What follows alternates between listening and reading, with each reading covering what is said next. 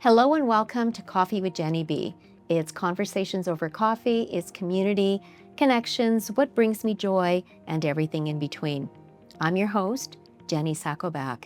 I remember when I was in my late 20s and I was divorced. I had 2 children, both under the age of 5, and I was on my own for the very first time. And I remember having very little in terms of resources, even financially, I was down and out. And I remember having friends coming and providing me with things like a hammer, a kettle, a table, things that you take for granted, but when you don't have anything, these are things that really give you that sense that, you know what, I have support around me. And sometimes it's difficult to ask for support. I know that for me, I always say, oh no, I got it, I'm good. And I remember someone telling me once that I was selfish because if I'm refusing the gift of someone's help, I'm refusing their gift to me. So when it comes to support and when it comes to having someone feel that compassion for you, it helps you to feel that there's a sense of belonging, that sense of community, that sense of connection. My guest today is someone who truly understands the meaning of compassion. She is the Executive Director of Compassion for Everyone. And I know that having known her for several years, I truly believe that, she really truly embodies the idea of compassion. Her name is Nicole Fontaine. Please help me welcome Nicole. Hey, Nicole. Hello, thank you for having me. Oh, you're welcome. Thank you for being here. Now, before we get into talking about compassion for everyone, I just want to say I remember meeting you, oh my gosh, how many years ago? It was About three plus years, I think. 3+ years at Herzing College. And then we connected when you were working for the World Trade Center. And so we've sort of crossed paths over the years through Made to Grow. That was a community that you and I were both involved in. And so now you're with Compassion for Everyone. Yes, well, entrepreneurship is really part of my DNA and just building community as well. So it's been really great, and Compassion for Everyone holds a special place in my heart. Absolutely. Now, how did you get involved with Compassion for Everyone? So Compassion for Everyone was founded by 3 amazing women that had started home care solutions for everyone. And they really saw the need. Individuals would say, I am just exhausted and I need some help, but I can't afford it. I could use some respite, but you know what, the private home care, I can't afford it. And so they really wanted to see on how they could bridge that financial gap to help families that were low to medium income. And so Compassion for Everyone, when they talked to me about the project, I was in right from the beginning as we've had those struggles with some family members. My daughter has been very ill, and we understand the caregiver burnout is a real thing. Mm-hmm. And so wanting to just help community, and at the end of the day is how can we bridge that gap to help individuals along the path. Mm-hmm. And it's so important to have those resources, because I know that there are other resources out there that the government provides, but sometimes it's not easy to access those resources just because the need is just so great. And so when you look at families or individuals that need that help, that compassion, what are you looking for in terms of, I guess, situations or the need? Is it based on different levels? So basically anyone that has maybe a child with special needs that's needing some extra respite, wouldn't it be lovely to have an extra 4 or 5 hours that you could maybe go out with some friends or have a date night and maybe do some different activities, and or you're maybe the daughter that's helping mom and dad, and maybe dad's having a harder time, but you're tired and you have all your things as well. Or you could be an individual that doesn't have any supports. And so you may have some public help, and you would like to have more, but in order to get more, you'd have to pay that out of pocket. And so that can be a barrier for individuals. And we're really there to fill that gap. So anyone with a medical condition that falls between low to medium income can apply for our program, and our intake is open right now. Wonderful. Now, how many families or how many individuals have you helped over, I guess, the 3+ years? So we've only actually launched in the 1st of April of this year of Oh my gosh. 2025. Wow. And so we did a lot of fundraising, and we've been able to allocate 492 hours so far. That's amazing. So it's very heartwarming when I was able to call the individuals and have them, they were very excited, and it has been life-changing. And we're working towards wanting to help more families, and our goal is $15,000 to help another 10 families. And so the 492 hours, that's a lot of hours of being able to support community and get them the resources that they need, connecting them also with other services and like what is available in the community to help them.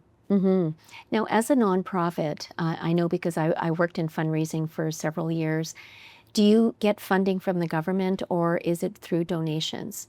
At the moment, we are working towards our charitable status. So at the moment, it is either gifts that are offered, be it monetary or maybe for raffles, our events. So I've been doing paint nights, and we're having a bowling afternoon, Mom's Pantry, trying to think outside the box.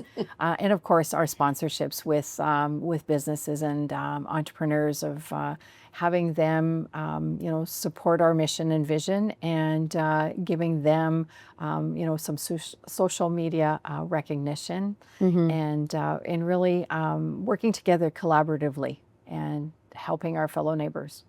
And really, that's what community is all about, is everyone coming together and helping each other. Now, I like the idea of thinking outside the box, as you will, and trying different things, because you want everyone to experience something that really connects with themselves. So paint night is always fun.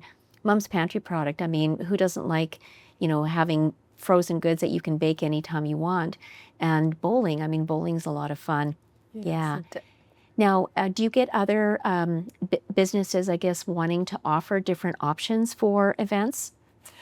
At the moment, I'm just kind of creating the events and thinking of what will draw individuals to have a good time, but to also feel that they're giving back to the community. And the paint nights have been a very good success. We're looking at possibly doing a dinner in the new year and possibly a golf tournament. So stay tuned. We're very excited about bringing the stories as well as we grow, for individuals to understand that the impact is real. A caregiver burnout is real, and we really need, often individuals might fall through the cracks, and they also might not be connected with other types of resources that they can access. Sometimes they're not familiar with maybe the self and family managed care through the government, that they could apply for that and manage the monies that they would receive for home care. And then there is a difference that the individual pays. Well, CFE could come and help bridge that gap as well. So individuals are really needing to, and sometimes when you're not feeling well, you're not thinking of all, like, who can I connect with? And so it's very important for us to get the word out. We have 3 intakes a year, and so June, October, and February. Okay, that's wonderful. So there's an intake that's coming soon, which is good. Yes. Individuals can go on our website, request the actual application form, and then they will fill it out, and we will then review. The board will review. They have the hard job of reviewing everything, and then I get to give them a call back and let them know. And as we grow, I was just at the palliative care conference, and I was at the Wellness Connection 2025, and individuals were, are you out of city limits? And at the moment, not, but we know that there is a big need in rural Manitoba, and I'm a country girl at heart. So if I can, expand, and as we get our charitable status as well, I'll be able to apply for more grants. And Of course. And of course, with the charitable status, there's the option for tax receipts. And, not everyone who wants to be involved with a nonprofit is thinking, oh, I get a tax receipt, but there are those that it's important for them.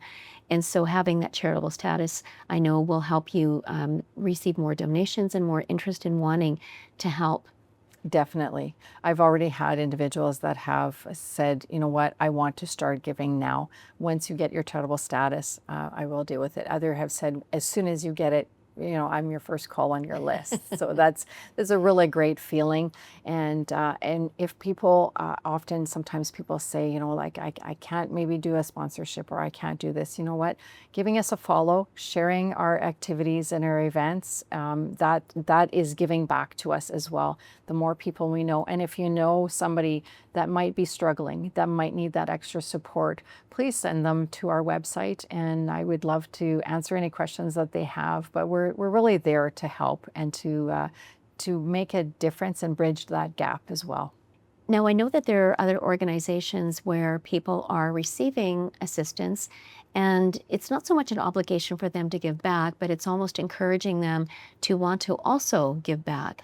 Do you find that people that are receiving assistance from CFE are willing to give back in some capacity? I think so. It's very new. We've just we launched in, like I said, in April. Right. And so I'm just about to actually communicate with all the recipients, but I've been getting a lot of really great, you know what, I need to continue to be on the program. And I think in their own way, they are sharing with their friends and families and network of saying, you know what, there's a lot of really great activities and events that are being offered. So this helps them in return as well, right? And so just sharing is very important, and I'm sure that whatever that they can do to give back to their community, they do in their own way. And word of mouth is so important because social media side, which is great, it's getting the word out. But when somebody talks about the resources and the care that they were given, and the compassion, of course, getting back to compassion, it's sharing that to lifeline, that support that they perhaps couldn't get anywhere else, and really talking about how grateful they are, and of course, sharing that information is really sharing all the good work that you're doing. Correct. And I think a lot of the times as well is that it might be a family member that would have applied, and now they're able to be the daughter or the parent that they've wanted to be, because we're also able to help families with children with special needs. And so that the parent or the daughter that's applied maybe for mom is saying, like, now I can be just her daughter, as opposed to being the daughter, the caregiver, and everything in between. Yeah. And the services offered are could be companionship. Obviously, that just always is part of that. But the meal planning, the prepping, so having some meals prepared ahead of time is very helpful. Having some laundry done, some light housekeeping. So there's a variety of different services. Individuals can indicate, what their needs are,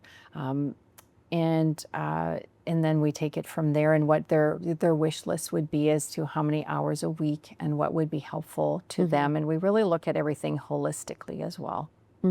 That's important to think about it in a holistic way, because it's not just about money, it's not about the care and the energy and so on, but it's really providing that again, come back to that word compassion and that empathy and understanding that you're struggling, and we want to ease that burdens, even a little bit. Giving even a couple of hours of respite is important when you've been just pushing and pushing and pushing. Yes, no, definitely. And I think that looking at an individual holistically, because oftentimes people have asked me, Nicole, isn't there a cap on the financial? And we chose not to do that, to be a little bit more inclusive as well. Each situation is different. So a family of maybe 2, 3 children that might have a child with special needs, or they have a few children in university. It might seem on paper that they make a lot of money, but when everything is looked at and depending on what their needs are, and to ask for help is not always easy as well. No. And so to hear that, we're trying to open that up to more families, more individuals, and not just based on as soon as there's a number, well, you're out already. Right. So really being mindful of that, and seeing what other services that they are receiving, but it can be in addition, and helping them that much more to make their lives that much more comfortable. And I think in addition to everything that you just talked about, it's that idea of inclusivity.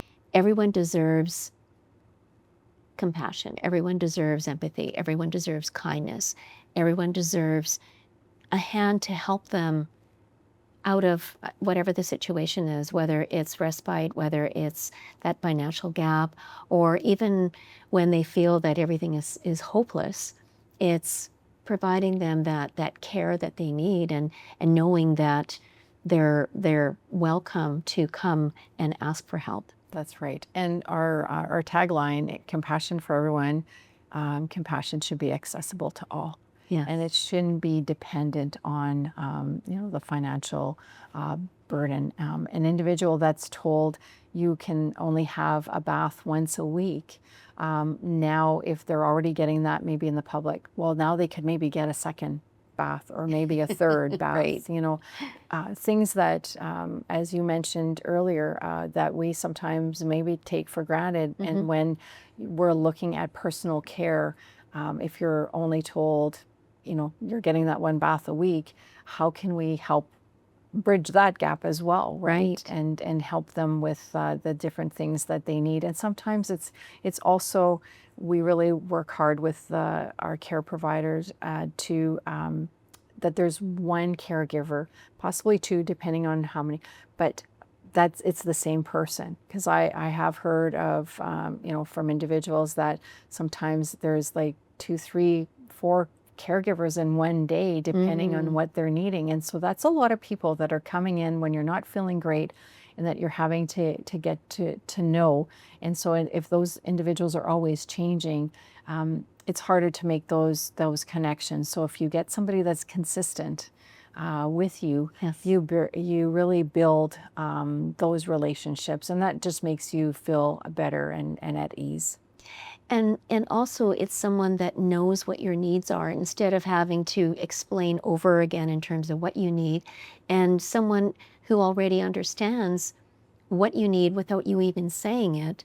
And you're right. I mean, when you're already feeling down or not feeling quite yourself, it's one less thing to worry about.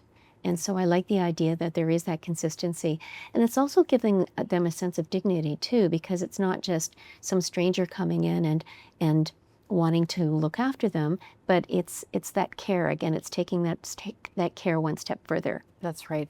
And building that relationship, and allowing the client to also be part of the process, part of the meal planning, asking those questions. What would you like to eat today? Not just something that gets warmed up, right? It's like, how can we plan, what are your favorite meals? How could we make that, and so you're part of the process. I think that just makes you feel that you have a little bit more autonomy, as much as you're asking for help, but that you can have a part in saying, if, today I'd like to have a roasted chicken, and tomorrow, if we could plan so that tomorrow I could have some roast beef, that would be really great, right? Or maybe a fish dinner, whatever that may look like. And sometimes it might just be, would you sit down with me and have a cup of coffee or a cup of tea? And let's just have a chat and get to know each other. As we know, individuals that maybe come and the change of caregivers is that you're almost having to re-explain, maybe, right? If there's an injury or whatnot, just be careful of this, of that. And so it does put them more at ease when it's somebody consistent. Hmm. And you know, it's the little things. It's for me, it's always been the little things that you pay attention to that really matter. I mean, the big stuff, absolutely. You know, it's those grandiose gestures and you know the big important things, but it's always the little things. It's you know someone sitting down and having a conversation, having a cup of coffee. You know, knowing that you're allergic to certain things, or knowing that your favorite food is this. And it's those little touches that make you feel that you're someone, not just someone receiving care, but you're a person, a human being, and you know that sense of dignity, of course, really is so important. Very important, and it's something that we are very proud and strive that I feel so blessed that I'm able to get up every morning and work very hard in order to continue to help individuals that need that compassion and that help. And I don't even think twice. I know that it's important, and I've seen and experienced caregiver burnout, and so helping our friends and our family is important, and it can be in addition to, and so that's what I think is very important for us to continue to strive for. So, in terms of the intake, so the next one is coming up in October. And so, exactly does that involve? So individuals right now actually can go online on our website, and you'll see apply now, and you will request to receive our application form link, and very simple. Your name, email, a brief description of why you'd be applying, and then you'll receive an email indicating this is the Google form that you will fill out, and you'll download your documents, etc. Very easy to navigate, and you can fill that at your leisure. You'll have till the 15th of October, so you'll have up to the 15th of every intake. So in June, it'll be till the 15th of June, and in October And then in February, right? And so basically you fill that in, and then I will be preparing all the documents and everything that needs to go to the board, and they evaluate, and then we review everything, and then we contact the individuals that are chosen.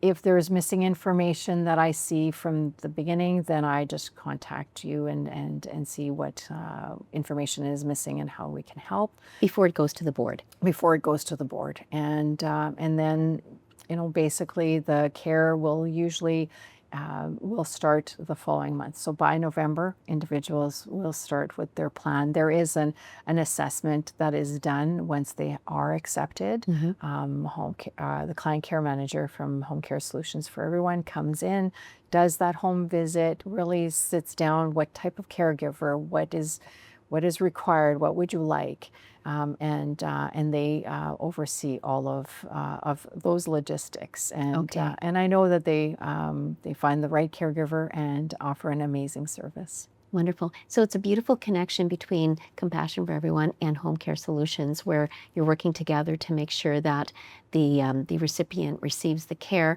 Well, first of all, from the front end, knowing that the application process is fairly easy, what is the turnaround time usually by the time the board reviews it and then you're contacting the recipient? So typically, probably by the end, it's usually about 10 business days. So the intake finishes about the 15th of the month. So by the end of the month, they're notified, and care is started usually the following month. So depending on their situation and their availability as well. So that's pretty good. That's pretty good, instead of waiting a couple of months, because sometimes, you know, they think that, well, the need is so great, I don't know if I can wait that much longer. But the fact that, and do you let them know in advance that, you know, the turnaround is fairly quick, so that they're not waiting to Correct. wonder? The best place to find all the information is on our website. So how to apply, we have frequently asked questions, and it is also based on funding. So I will probably get a lot of applications, and I hope that I'll be able to fill the need. But if not, that will motivate me even more to work on different activities and events and sponsorships. And so having a wait list we will see what October will bring, but I definitely will be continuing to work to fill the need that's required. So the wait list, there may we will see as to this next intake what that would look like. But if we do have more individuals that apply of the funding that is available, then I will have a wait list, and I will just work very hard at finding the sponsorship to fill that need. Wonderful. And it's, being an advocate for the need and putting it out there. I know social media, but you can get people to also advocate for you and putting that call out. Is that something that you thought that you might need to get your army of supporters out and helping you put the word out? Right. Well, I do participate at different organizations and ask them to help us, get the word out and encourage, entrepreneurs and other organizations that if they, can share the word, and some of their clients may need this as well. So I'm in talks with several different organizations that their clients could possibly use our service, and the more the merrier.